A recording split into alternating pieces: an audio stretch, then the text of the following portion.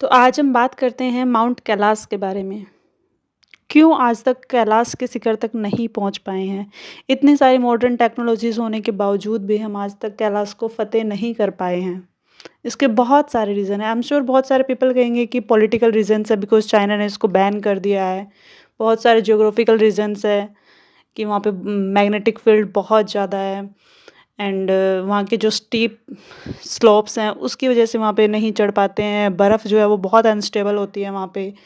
इस वजह से बहुत सारे पीपल्स नहीं चढ़ पाते हैं और काफ़ी सारे मतलब इसके पास लॉजिकल रीज़न लोग देते हैं। कुछ लोग बोलते हैं कि वो एक मैन मेड पिरामिड है, उस पे चढ़ना बहुत मुश्किल है।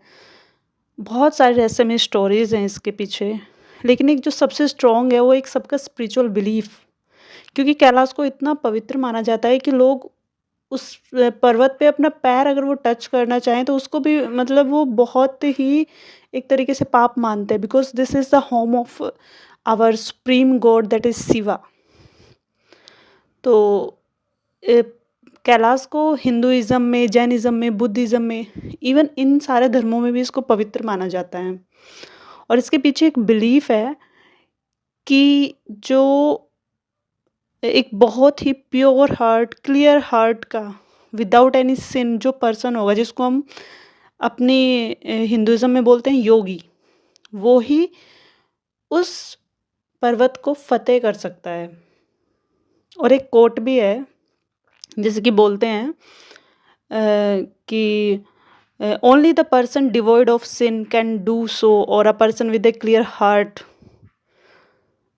और ये भी बोला जाता है कि the person with a clear heart need not to ascend physically but he will eventually turn into a bird and ascend the top।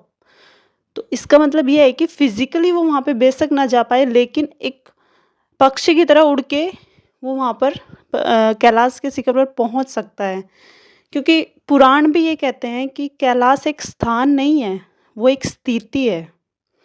शायद इसीलिए हमें ये एक मैसेज मिलता है अपने पुराण से कि वहाँ पहुँचने से पहले हमें भीतर पहुँचना बहुत ज़रूरी है। यानी कि एक योगी पुरुष ही कैलाश तक पहुँच सकता है और सबको पता है कैलाश आज भी एक रहस्य है। सो दीज स्ट्रॉन्ग बिलीफ्स हमारे जो हैं ये यही चीज़ बताते हैं कि वहाँ पे कुछ तो है जो वहाँ पे एग्जिस्ट करता है और ये एक सच है। यानी कि हमारे हिंदुइज़्म बिलीफ में ये सच है कि वो भगवान शिव का ही स्थान है, भगवान शिव ही वहाँ पे रहते हैं।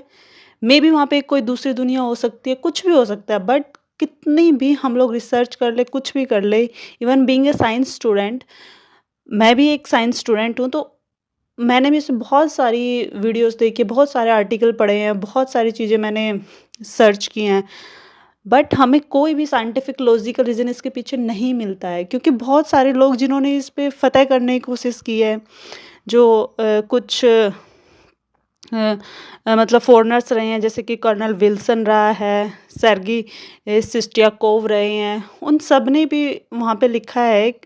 मतलब वो लोग भी ये मानते हैं कि if we conquer this mountain then we conquer the something in the people soul.